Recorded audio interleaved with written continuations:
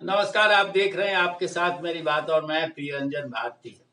आप सबका बहुत बहुत स्वागत है।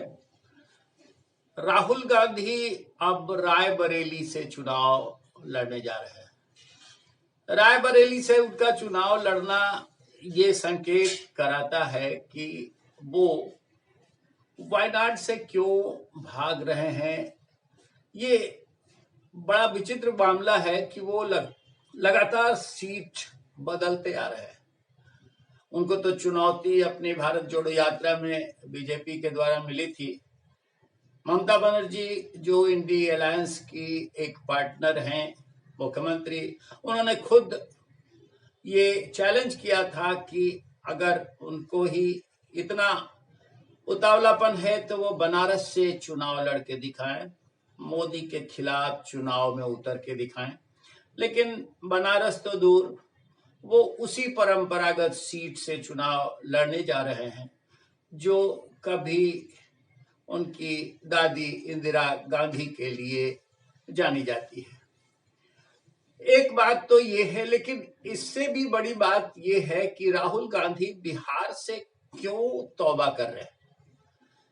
बिहार में चुनाव हो रहा है जैसे देश भर में लोकसभा के चुनाव हो रहे हैं, और बिहार में 40 सीटें हैं। कम से कम 9 सीटों पर कांग्रेस चुनाव मैदान में है और उनकी एलआई यानी राष्ट्रीय जनता दल बाकी सीटों पर लड़ रही है। उनके साथ साथ सीपीआई, सीपीएम, मुकेश सहनी की पार्टी वीआईपी भी चुनाव मैदान में है। लेकिन राहुल गांधी बिहार पर क्यों नहीं नजर फेर रहे? बिहार से क्यों उनको चिढ़ हो गई है? क्या उन्हें लगता है कि बिहार में उनका करिश्मा और जिस तरह से मतदाताओं को फरेब के जाल में फंसाने का धंधा है, उसमें उनकी बात नहीं गल सकती? क्या बिहार के मतदाताओं पर उनको भरोसा नहीं है, या फिर उन्हें इत्मीनान है कि लालू यादव अकेले संभाल लेंगे? अब जिन 9 सीटों पर कांग्रेस लड़ रही है, वहां अकेले भागलपुर में आने का क्या, तो कब तीसरे दौर का मतदान 2 दिनों बाद होने वाला है। इसमें भी कांग्रेस की महत्वपूर्ण सीटें हैं, लेकिन इसमें एकदम से नदारत है।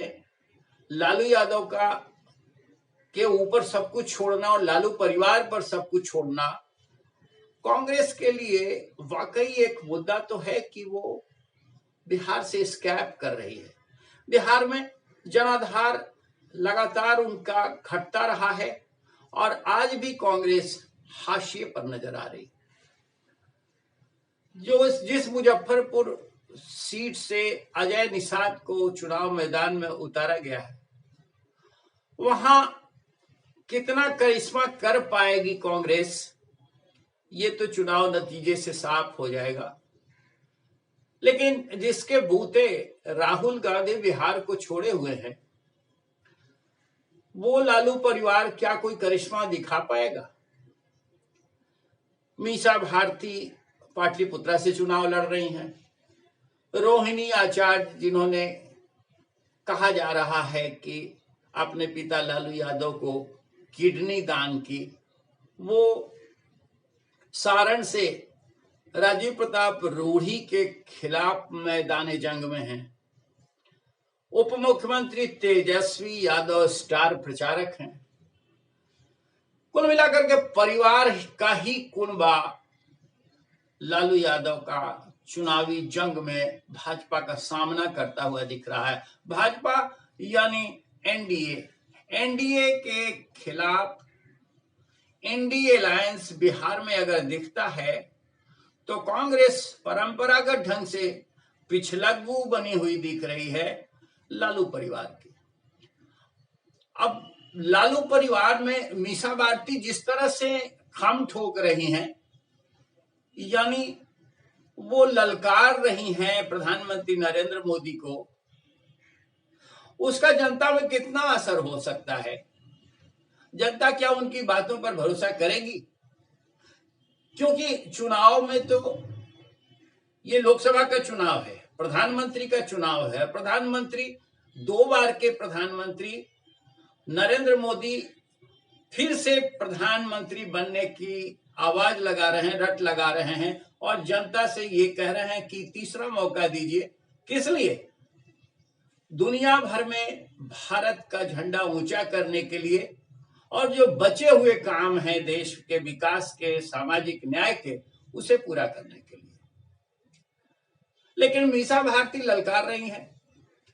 वो कह रही हैं कि एक बूढ़ा आदमी तीसरी बार प्रधानमंत्री बनने की मांग कर रहा है और वोट मांग रहा है, जबकि सेना जो सीमाओं पर लड़ती है, दुश्मनों को छक्के छुड़ाती हैं, उन अग्निवीरों को ये 4 साल में ही रिटायर कर देते हैं। ये कहां तक न्याय संगत है?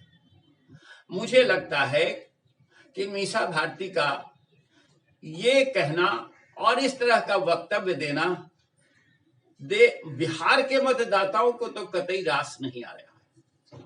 बिहार के मतदाता इससे निश्चित रूप से किनारा कर लेंगे और साथ साथ लालू परिवार से, मीसा भारती से भी मुंह मोड़ लेने के आसार बढ़ जाएंगे, क्योंकि मीसा भारती 2 बार से रामकृपाल यादव से पाटलिपुत्रा से चुनाव हारती आ रही है। इस बार भी उनकी किस्मत दांव पर है और सिर्फ किस्मत ही दांव पर नहीं है, उनके बड़बोलेपन से भी जनता के नाराज होने का खतरा बढ़ रहा है। और एक और बड़ा खतरा है जिस पर मैंने आपसे चर्चा की हुई है कि यादव समाज को ये लगता है कि लालू यादव सिर्फ और सिर्फ अपने परिवार को और परिवार की गणेश परिक्रमा यानी इर्द गिर्द घूमने वाले यादव नेताओं को ही तवज्जो देते हैं। इससे लोगों में उदासीनता है और लोग मुंह फेर लेते हैं जो उनके समाज के हैं। तो ये भी एक बड़ा खतरा है और मीसा भारती इन खतरों के बीच से रामकृपाल यादव जैसे लोकप्रिय सांसद और नेता जो हर जन के लिए हर क्षण उपलब्ध होता है, उससे चुनावी जंग लड़ रही हैं। तो उनकी इन बातों का जनता पर और उनकी ही समाज पर, उनके वोट बैंक पर, जो उनके पिता का वोट बैंक है, जो थाती है, जिसे MY समीकरण यानी मुस्लिम यादव समीकरण कहते हैं, तो उसमें से यादव समाज को कितना ये रास आ रहा होगा, ये आप भी कल्पना कर सकते हैं। और मैं इस बात को इसलिए नहीं कह रहा हूं कि मीसा भारती ने ऐसा कहा, मैं इसलिए ये कह रहा हूं कि ये प्रायोगिक धरातल, प्रैक्टिकलिटी में ये सही नहीं लगता है। जिस प्रधानमंत्री ने देश में बेहतर काम करके दिखाए हैं, जनता उसे हर संभव मौका देने के लिए तत्पर दिख रही है और चुनाव हो भी रहा है। भले आप हम कह दें मोदी मैजिक नहीं है, मोदी की गारंटी नहीं है, लेकिन चुनाव में एक मुद्दा तो है कि प्रधानमंत्री नरेंद्र मोदी होंगे या फिर उनमें से कोई चेहरा जो अभी तक तय नहीं हुआ है। जाहिर तौर पे जनता ये देखेगी कि चेहरा कौन है सामने, और इसमें बढ़त मिलने का जो संकेत है वो नरेंद्र मोदी का जाता है। मैं सिर्फ बिहार को ही नहीं देख रहा, पूरे देश में ये परिदृश्य है। और साथ साथ ये भी जान लीजिए कि पूरी दुनिया में जो भाजपा यानी नरेंद्र मोदी को नहीं चाहने वाले लोग हैं, वो लोग भी तरह तरह के हथकंडे अपनाकर इस चुनाव में उन्हें पराजित करने यानी NDA को पराजित करने का तिकड़म कर रहे हैं। कितना सफल हो पाएंगे वो, ये तो 4 जून को पता चलेगा। लेकिन मीसा भारती का ये कहना और फिर उनकी ही बहन रोहिणी आचार्य का सारण के रण क्षेत्र में जहां लगातार सांसद बनते आ रहे हैं, युवा नेता भारतीय जनता पार्टी के राजीव प्रताप रूढ़ी, जिनसे मात खा चुके हैं खुद लालू यादव, जिनसे मात खा चुकी हैं मीसा भारती और रोहिणी आचार्य की माता राबड़ी देवी, जिनसे मात खा चुके हैं तेज प्रताप यादव के पूर्व ससुर चंद्रिका प्रसाद यादव, उन सब के बीच में रोहिणी आचार्य सिर्फ एक बूते की उन्होंने पिता को किडनी दान की और इसकी सहानुभूति वोट के सहारे वो रूढ़ी को घेरने और पराजित करने की जंग लड़ रही हैं, वो कितना सफल हो पाएगा। और रूढ़ी ने भी ऐसे नहीं छोड़ा, राजनाथ सिंह जैसे कद्दावर नेता और रक्षा मंत्री को भी वहां मैदान में उतारा कि ललकार लगा दे। उन्होंने ललकार लगा दी और तय मानिए कि रूढ़ी के साथ जो मतदाताओं का आकर्षण और का ग्राफ बढ़ रहा है वो रोहिणी आचार्य के लिए खतरे की घंटी है। तो क्या इन सब के बीच में राहुल गांधी को लगता है कि बिहार में चुनाव प्रचार के लिए जाना उनके लिए बहुत लाभदायक नहीं सिद्ध होने वाला है? और क्या ऐसा सोचते हुए ही उन्होंने बिहार से किनारा करने का मन तो नहीं बना लिया?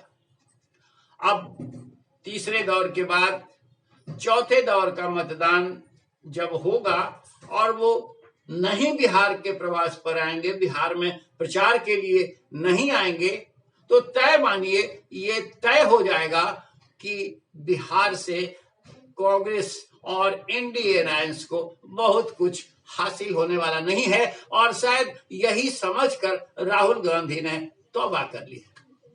अब देखते हैं आगे के रण क्षेत्र में क्या क्या गुल खिलता है और एनडीए अलायंस कितना सार्थक सिद्ध कर पाता है चुनाव अभियान को, ये आप भी देखिए।